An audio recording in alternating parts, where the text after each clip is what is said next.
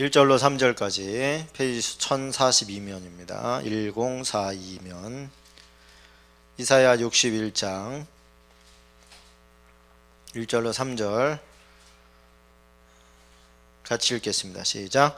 주 여호와여, 영이 내게 내리셨으니 이는 여호와께서 내게 기름을 부으사 가난한 자에게 아름다운 소식을 전하게 하려 하심이라. 나를 보내사 마음이 상한 자를 고치며 포로된 자에게 자유를, 갇힌 자에게 노임을 선포하며 여호와의 은혜의 해와 우리 하나님의 보복의 날을 선포하여 모든 슬픈 자를 위로하되 무릇 시온에서 슬퍼하는 자에게 화관을 주어 그 죄를 대신하여 기쁨의 기름으로 그 슬픔을 대신하며 찬송의 옷으로 그 근심을 대신하시고 그들이 의의 나무 곧 여호와께서 심으신 그 영광을 나타낼 자라 일컬음을 받게 하려 하심이라. 아멘. 메시아가 오면 이렇게 오게 된다 라고 하는 메시지인데요, 예수님께서 40일 동안 광야에서 금식을 하시고 또 시험을 받으신 다음에 고향에 오셔서 회당에 들어가셨어요. 회당에 들어가셔서 회당에서 두루마리 성경을 가져다가 펴시고 이 말씀을 읽으셨습니다. 주 여호와의 영이 내게 내리셨으니 이는 여호와께서 내게 기름을 부으사 가난한 자에게 아름다운 소식을 전하게 하려 하심이라. 나를 보내서 마음이 상한 자를 고치며 포로된 자에게 자유를, 갇힌 자에게 노임을 선포하며 여호와의 은혜의 해와 우리 하나님의 보복의 날을 선포하여 모든 슬픈 자를 위로하되. 그러고 읽으시고 나서 이렇게 말씀하셨어요. 이 말씀이 너희에게 응했느니라, 이루어졌느니라, 이렇게 말을 하셨습니다. 그러니까 이게 뭔 말이야? 처음에 이렇게 생각을 하다가 그러면 당신이 메시아란 말이야? 이렇게 들고 일어나가지고 나중에는 낭떠러지에다가 떨어뜨려서 죽이려고까지 하는 장면에 나옵니다. 예수님께서 이 말씀을 하신 이유는 이 말씀이 성취되었다, 이 예언이 너희에게 오늘 이루어졌다, 너희가 보는 그가 바로 나다, 이렇게 이제 선포를 하셨던 건데, 고향에서는 선지자가 인정을 받지 못하지요. 그래서 네가 요셉의 아들 예수잖아, 네가 무슨 메시아야, 이렇게 이제 나옴으로 말미암아서 예수님께서 그 지역을 떠나가시는 그런 장면이 나옵니다. 선입관 때문이었습니다. 내가 저 사람을 잘 알아, 이런 거였죠. 예수님께서 본인의 신분을 그때까지 감추고 계시고, 예수님께서 왜 30살까지 기다리셨느냐? 왜 30살까지 기다리셨어요? 예수님이 어렸을 때 성전에 가셨다가 잊어버렸잖아요. 그래가지고 성전에 다시 가서 얘야 왜 여기 있느냐, 우리가 너 때문에 얼마나 찾아 헤맸는지 아느냐? 그랬을 때 예수님이 뭐라고 하셨어요? 내가 아버지 집에 있어야 할 줄 모르셨습니까? 이렇게 반문합니다. 그러니까 마리아와 요셉도 하나님의 영을 받아서, 천사의 영을 받아 가브리엘이 그분이 어떤 분인지 가르쳐줬지만 일상생활하면서 예수님의 존재를 까먹은 거예요. 그분이 어떤 분인지를 까먹은 거예요. 그러다 보니까 자기 자식으로 그냥 책망하고 그랬던 거죠. 예수님이 누구신데, 그죠? 그런데 예수님께서는 일단 30살까지 활동을 하지 않으셨어요. 왜 그러냐면 대제사장이 사역을 시작할 나이가 30살이기 때문에 그렇습니다. 그래서 30살까지는 말씀대로 기다리셨던 거예요. 그리고 그 말씀이 이루어졌습니다. 62장 넘어갑니다. 62장 3절 4절 같이 읽습니다. 시작. 너는 또 여호와의 손의 아름다운 관, 내 하나님의 손의 왕관이 될 것이라. 다시는 너를 버림받은 자라 부르지 아니하며 다시는 내 땅을 황무지라 부르지 아니하고 오직 너를 헵시바라 하며 내 땅을 뷸라라 하리니 이는 여호와께서 너를 기뻐하실 것이며 내 땅이 결혼한 것처럼 될 것임이라. 시온의 영광이요 눈앞에 등불 같습니다. 지금 현재는 이 이사야가 이 글을 쓸 때까지만 하더라도. 그러나 그분이 다시 통치하시고 그분이 회복시키실 것이다. 그래서 하나님의 손의 왕관이 바로 시온이 될 것이다. 이런 말씀이에요. 그러니까 그것은 이루어졌습니까? 안 이루어졌습니까? 아직 안 이루어진 것 같죠? 예수님이 다시 오시면 어디로 오실까요? 대한민국으로 오실까요? 다시 오시면 어디로 오시겠어요?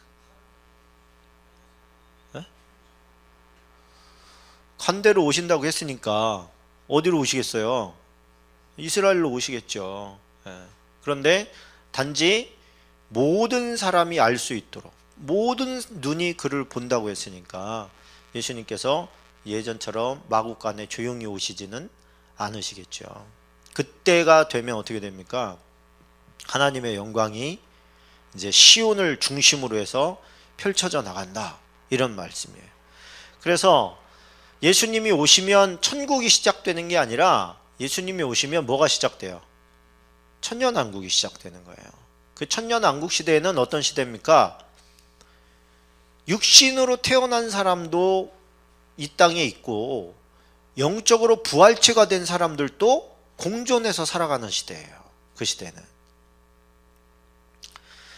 그러니 예수님께서 그때가 되면 또 모르겠습니다. 우리는 아직 그 시대를 당해보지 않았기 때문에 유추해서 생각해 볼 수밖에 없어요. 예수님께서 시공간을 초월하시니까 어디든지 가실 수 있겠지만 또 이 시온산이 뭐예요? 시온산은 그 하나님의 성전이 세워져 있는 산을 시온산이라 그래요. 시온산 위에다가 세웠어요. 그래서 시온산 그러면 하나님의 성전, 하나님이 머무시는 처소, 뭐 이런 의미예요. 내가 산을 향하여 눈을 들리라. 수리산을 향해서 눈을 든다는 얘기가 아니에요. 어디를 향해서? 시온산을 향해서, 여호와의 성소가 있는 산을 향해서, 여호와의 처소에서부터 뭐가 와요? 나의 도움이 온다는 말이에요. 그때가 되면 시온은 하나님의 손의 왕관이 될 것이라. 가장 영광스럽게 될 거다. 자, 63장으로 가봅니다. 63장 7절 8절 같이 읽어봅니다. 시작. 내가 여호와께서 우리에게 베푸신 모든 자비와 그의 찬송을 말하며 그의 사랑을 따라 그의 많은 자비를 따라 이스라엘 집에 베푸신 큰 은총을 말하리라.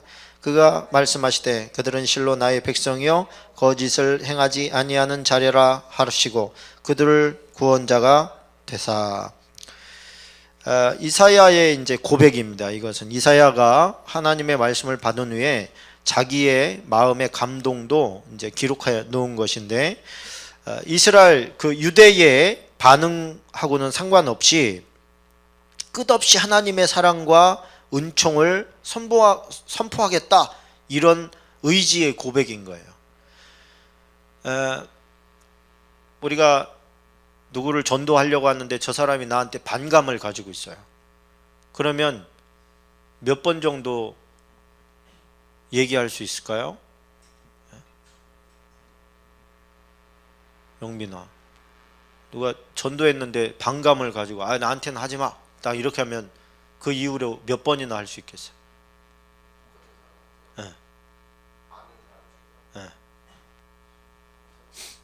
더 이상 못 하겠죠. 싫다는데 어떻게 더 하겠어요? 그럼 나랑 싸우자는 말밖에 더 되겠어요? 근데 지금 이사야는 무슨 고백을 하는 거예요? 이사야가 하는 말이 먹히지가 않아요.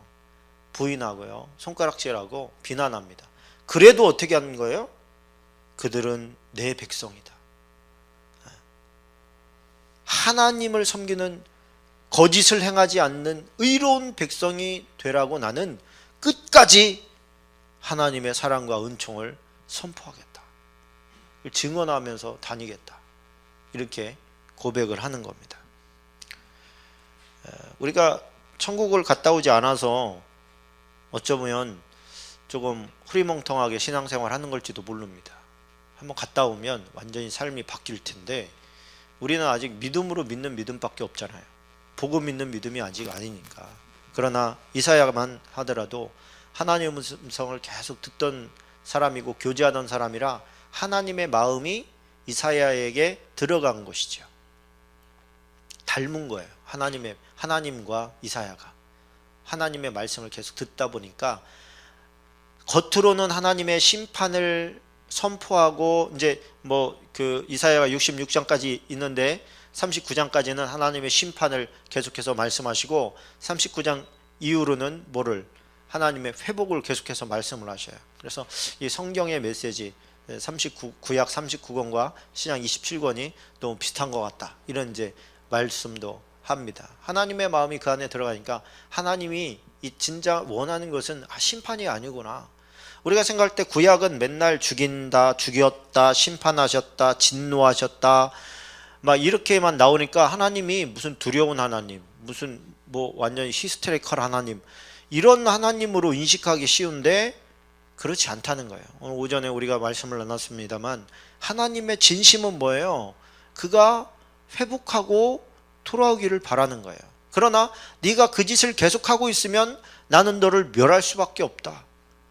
그것 또한 진리죠. 이사야의 마음이 우리에게 돌아야 될 줄로 믿습니다. 근데 싫어도 계속 얘기하니까 어떻게 됩니까? 결국에 너무 비참해서 이 이사야의 순교의 장면은 기록되지 않았지만 이 전승에 의하면 이 히스기야의 아들 므낫세가 톱으로 켜 죽였대요. 이렇게 쓸어서. 그게 뭡니까? 이렇게 뭐 사명이라고 하는 것은 살려고 하는 게 아니죠. 그렇죠? 우리 지난 시간에 나눴습니다만 엘리야가 살려고 하니까 하나님의 사역이 방해를 받잖아요. 하나님의 역사가 방해를 받잖아요. 근데 세상 사람들은 전부 다 살려고 하는 짓이다 그렇게 얘기해요. 근데 크리스천 마인드는 하나님의 사명을 이루기 위해서 사는 거예요. 말씀으로 사는 거예요. 말씀을 이루기 위해서. 할렐루야. 아무도 아멘을 안 하고 싶죠 지금. 자 64장 8절 9절 보겠습니다. 시작. 그러나 여호와여 이제 주는 우리의 아버지시니이다. 우리는 진흙이요 주는 토기장이시니 우리는 다 주의 손으로 지으신 것이니이다. 여호와여 너무 분노하지 마시오며 죄악을 영원히 기억하지 마옵소서. 구하오니 보시옵소서 보시옵소서. 우리는 다 주의 백성이니이다. 하나님께서는 뭐 하시는 분이래요? 은유적인 표현이에요. 토기장이시래. 토기장이지. 하나님께서 빚으신 대로 우리가 나오지 않습니까? 그런 얘기예요.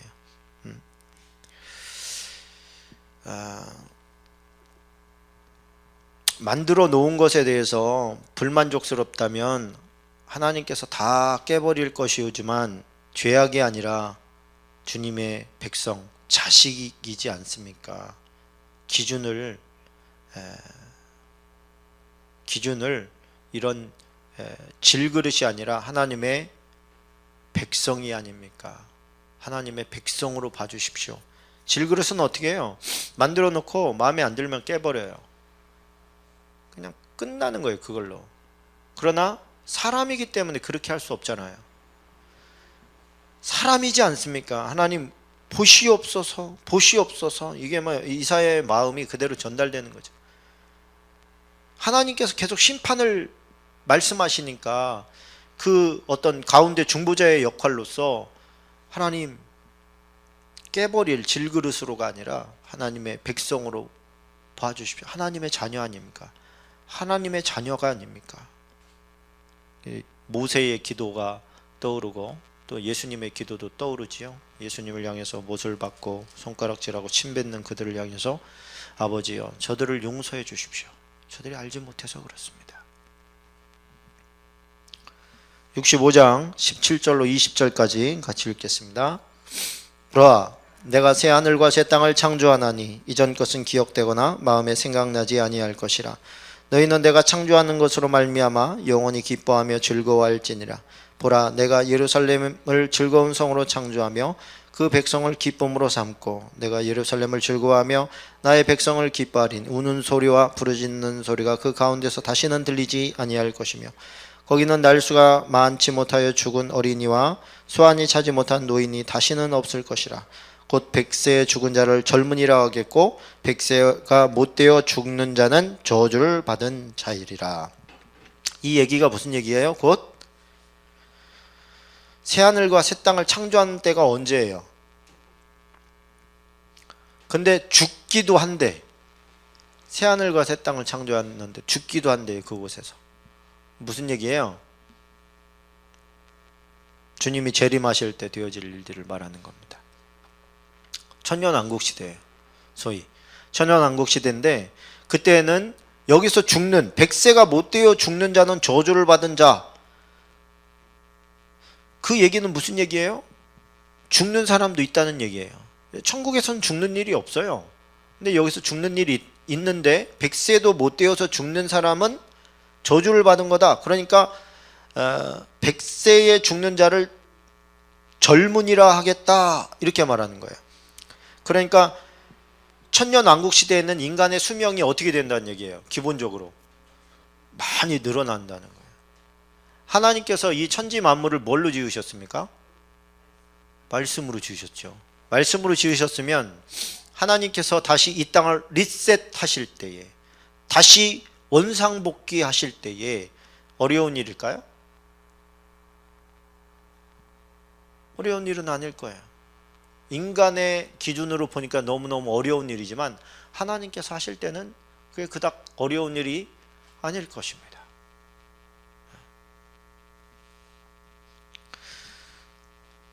그런 생각을 해봅니다. 지금 바닷물 있잖아요. 바닷물이요, 어느 순간 한 방에 좀 그 수증기가, 어마어마한 수증기로 변해서 다 같이 올라가 버리면요, 다시 물층이 생깁니다. 지금 대기권 구름층보다 조금만 올라가면 다시 옛날처럼, 옛날에 우리 노아의 홍수 있기 전처럼 다시 공중에 물층 생겨요. 그럼 태양으로부터 오는 온갖 좋지 않은 것들을 다 걔가 막아줍니다. 그리고 이 땅에는요, 비가 다시 오지 않아도 다시 이슬이 축축하게 아침이면 맺히게 돼요. 그래서 인간이 다시 아주 잘 살 수 있도록 만들 수 있지 않을까 하는 생각을 해봅니다. 그 인간이 생각하니까 불가능한 것처럼 보이지만 하나님께서 보실 때 얼마든지 가능하신 일 아니겠습니까? 마지막 66장입니다. 66장 22절로 24절까지 같이 읽고 마치겠습니다. 시작. 내가 지을 새 하늘과 새 땅이 내 앞에 항상 있는 것 같이 너희 자손과 너희 이름이 항상 있으리라. 여호와의 말이니라. 여호와가 말하노라. 매월 초하루와 매 안식일에 모든 혈육이 내 앞에 나와 예배하리라. 그들이 나가서 내게 패역한 자들의 시체들을 볼 것이라. 그 벌레가 죽지 아니하며 그 불이 꺼지지 아니하며 모든 혈육에게 가증함이 되리라. 아멘. 새하늘과 새 땅이 이루어지는데요, 또 그들이 예배하는 자들이 누구를 보냐면 지옥에 있는 자들을 봐요. 오늘 보니까 내게 패역한 자들의 시체들을 볼 것이라. 시체들이라고 표현한 게 맞는지 모르겠습니다만 정확하게는 시체들이라고 보면 안 되겠죠. 왜 그러냐면 그들은 살아있기 때문에. 지옥에서도요, 살아요. 영벌을 받는 처소에 있을 뿐이에요. 근데 거기는 어떻대요? 예수님께서 말씀하신 대로 그 벌레가 죽지 않는데. 예수님은 좀 더 구체적으로 말씀하셨어요. 뭐가 죽지 않는데? 구더기도 죽지 않는데. 그리고 그 불은 영원히 꺼지지 않는데. 불 속에서 소금치듯함을 받는다. 구더기도 거기는 죽지 않는다. 그러니까 그것을 누가 봐요?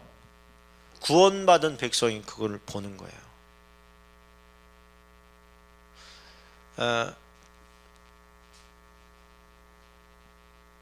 왜 볼까요?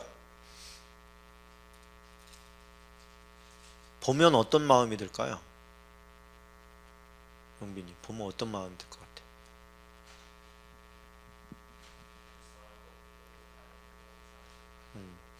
그들이 불쌍할 것 같기도 하고, 내가 저곳에 있지 않다는 게 감사할 것 같기도 하고. 하나님께서 보여주시는 이유가 있는 것 같아요. 경고로 삼으시는 것이죠. 경고로. 천년 왕국 시대가 끝날 때에 무슨 일이 벌어져요? 한 번 더 일이 벌어져요. 성경에 보면 천년 왕국 시대가 끝나면, 여기에서는 지금 이사야는 천년 왕국 시대까지만 기록을 했는데 요한계시록은 이 과정을 짚고 넘어가고 나서 그 다음 단계 하나를 더 보여주죠. 그게 뭐예요? 천년 왕국이 끝나는 시점에 무적행에 갇혀 있던 사단이 노임을 받아요. 그래서 어떤 일이 벌어집니까? 다시 한번 테스팅을 합니다. 어떤 테스팅? 하나님을 거역할 건지 거역하지 않을 건지. 이 테스트는 누구에게 해당되는 거냐면 부활체를 입지 않은 사람들, 부활체를 입지 않은 그냥 우리가 살아가는 사람들이 있다고 얘기했잖아요. 그 사람들은 또 자식들을 낳고 사는 거예요. 그러면 그들에 대한 테스트가 한 번 더 있고, 그 과정을 지난 다음에 이제 영생의 처소로, 영벌의 처소로 끝나는 겁니다. 새하늘과 새 땅에 다 들어가야 될 줄로 믿습니다. 마음은 그런데, 그죠? 삶이 받쳐주지 않아가지고 우리는 늘 부족함을 느낍니다. 그래서 성령님이 도움이 필요합니다. 성령님 의지하면서 살아야 되고요. 늘 기도하고 또 방언으로 기도하고 성령님께 도움을 구할 때 그분께서 선하고 아름답게 풀어 주실 줄로 믿습니다.